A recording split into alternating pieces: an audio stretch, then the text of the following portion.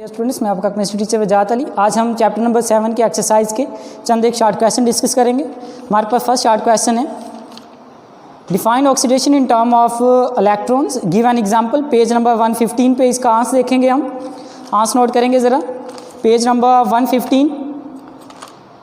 Oxidation and induction in term of loss and gain of electron का topic. इसके नीचे bold करके oxidation की हेडिंग दी गई है। डिफाइन करेंगे, oxidation is a loss of electron by an atom और एन आइन। जब एक एटम या आइन इलेक्ट्रॉन लॉस करता है तो वो ऑक्सीडेशन कहलाता है। एक एग्जांपल डिस्कस करेंगे हम इसकी। हमारे पास जिंक मेटल मौजूद है, ये इलेक्ट्रॉन लॉस करके जिंक आइन बना देता है। क्योंकि इलेक्ट्रॉन लॉस हो रहे हैं, इसका मतलब ये रिएक्शन हमारे पास ऑक्सीडेशन रिएक्शन है। इस तरह एक्सरसाइज का शॉर्ट क्वेश्चन नंबर 2 डिस्कस करते हैं हम। Short question number 2, define reduction in term of loss और गेन ऑफ ऑक्सीजन और हाइड्रोजन। हमने हाइड्रोजन और ऑक्सीजन के टर्म के अंदर रिडक्शन को डिफाइन करना है। इसका answer page number 114। Oxidation and reduction reaction, second paragraph, second line से इसका हम आंसर नोट करेंगे। Reduction is defined as addition of hydrogen और removal of oxygen during a chemical reaction. ये तो हमने बात की डेफिनेशन की। एक केमिकल रिएक्शन के दौरान अगर हाइड्रोजन ऐड हो जाए और ऑक्सीजन रिमूव हो जाए, उस रिएक्शन को हम रिडक्शन रिएक्शन कहते हैं। तो इसकी एग्जांपल भी साथ में कोड करना कंपलसरी है।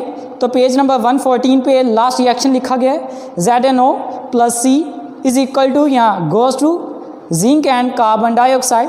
ये रिडक्शन रिएक्शन की एक एग्जांपल है in term of oxygen. Next page number 115 पे फर्स्ट रिएक्शन दिया गया हाइड्रोजन सल्फाइड एंड क्लोरीन के बिटवीन।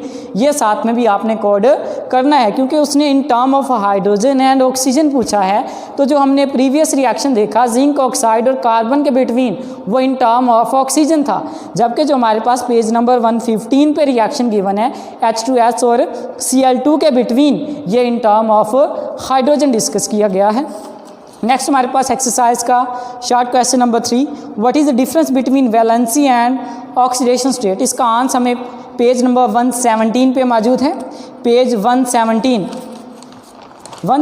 की अगर बात करें तो हमारे पास एक येलो बॉक्स मौजूद है। इसके अंदर डिफरेंस दिया गया between oxidation state and valency. तो बात करते हैं क्या होता है।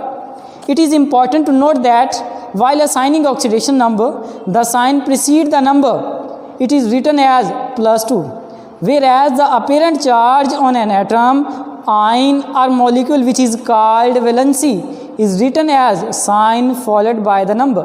यानी कि ऑक्सीडेशन नंबर लिखते हुए हमने चार्ज के साइन को पहले लिखना है, नंबर को बाद में लिखना है। जबकि वैलेंसी को जाहिर करते हुए हमने नंबर को पहले लिखना है और जो चार्ज होगा उसे बाद में शो करना है। नेक्स्ट हमारे पास एक्सरसाइज का short question number 4, differentiate between oxidising and reducing agent.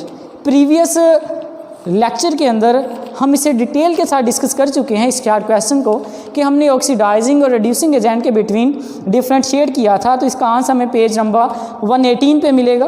Page number 118 question का आंसर देखते हैं। पेज नंबर 118 के लास्ट में 2 पैराग्राफ गिवन है। An oxidising agent is a species that oxidizes a substance by taking electron from it. The substance which is reduced itself by gaining electron is also called oxidizing agent। फिर इसके साथ example put करेंगे। Non metal जो होती हैं वो oxidising agent होती हैं। reducing agent is a species that reduces a substance by donating electron to it. The substance which is oxidized by losing electron is called reducing agent। हमने discuss किया था already कि all metals are good reducing agents. Next हमारे पास exercise का question number 5, उसका answer हम देखते हैं। Question number 5, differentiate between strong and weak electrolyte. Page number 121 पे इसका हम आंसर देखेंगे। Page number 121, strong and weak electrolyte. Strong electrolyte, answer note करें। The electrolytes which ionize almost completely in the aqueous solution and produces more ions are called strong electrolytes। ऐसे electrolytes जिन्हें water में dissolve करें वो completely ionise हो जाएं, उन्हें strong electrolytes कहते हैं। स्ट्रॉन्ग इलेक्ट्रोलाइट्स की अगर हम बात करें एग्जांपल्स की, हमारे पास NaCl स्ट्रॉन्ग इलेक्ट्रोलाइट्स हैं, हमारे पास HCl स्ट्रॉन्ग इलेक्ट्रोलाइट मौजूद है। इसके अलावा हमारे इस क्वेश्चन के अंदर सेकंड डेफिनेशन हमने डिस्कस करनी है, weak electrolytes. The electrolytes which ionise to a small extent when dissolved in water and could not produce more ions are called weak electrolytes। ऐसे इलेक्ट्रोलाइट्स जो वाटर के अंदर कम्प्लीटली आयोनाइज नहीं होते, कम ion produce करते हैं, वो वीक इलेक्ट्रोलाइट्स कहलाते हैं। ये हमारे पास स्ट्रॉन्ग इलेक्ट्रोलाइट्स थे। अब अगर हम वीक इलेक्ट्रोलाइट्स की बात करें तो हमारे पास दो वीक इलेक्ट्रोलाइट्स मौजूद हैं। एक acetic acid, it is weak electrolyte. अगर हम बात करें कैल्शियम हाइड्रोक्साइड, ये भी हमारे पास वीक इलेक्ट्रोलाइट है। एमसीक्यूज आ जाता है, which one of following is a weak electrolyte.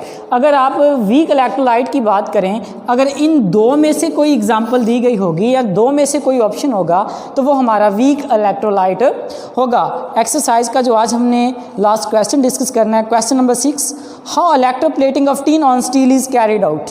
Electroplating tin की जो है वो स्टील के ऊपर कैसे की जाती है, तो इसका आंसर नोट करेंगे page number 132। Page number 132 second topic है हमारा इस पेज पे, electroplating of tin. Tin is usually electroplated on steel by placing the steel into a container containing a solution of tin salt. The steel is connected to an electrical circuit acting as cathode, while the other electrode made of tin metal act as anode. When an electric current passes through the circuit, tin metal ions present in the solution deposit on steel. इस पूरे procedure के अंदर हमने principal already पढ़ा हुआ है electroplating का, कि जिस मेटल की इलेक्ट्रोप्लेटिंग करनी है हमने उसे एज एन एनोड यूज़ करेंगे, और जिसके ऊपर इलेक्ट्रोप्लेटिंग करनी है उसे हम एज अ कैथोड यूज़ करेंगे। क्योंकि हम टिन की इलेक्ट्रोप्लेटिंग स्टील के ऊपर कर रहे हैं तो tin as an anode work करेगा और जो स्टील होगा वो एज एन कैथोड यूज़ करेगा। फिर हमने ये भी प्रिंसिपल में पढ़ा था, जिस मेटल की इलेक्ट्रोप्लेटिंग करनी है हम उसी का साल्ट यूज़ करेंगे। क्योंकि हम टिन की इलेक्ट्रोप्लेटिंग कर रहे हैं इसलिए टिन के साल्ट ही को एज एन इलेक्ट्रोलाइट यूज़ करेंगे। तो ये हमारे आज के कुछ शॉर्ट क्वेश्चन थे एक्सरसाइज से जो हमने डिस्कस किया। अगर आपको इन शॉर्ट क्वेश्चन के अंदर कोई भी कन्फ्यूजन हो तो आप मुझसे कॉन्टैक्ट कर सकते हैं। अल्लाह हाफिज़।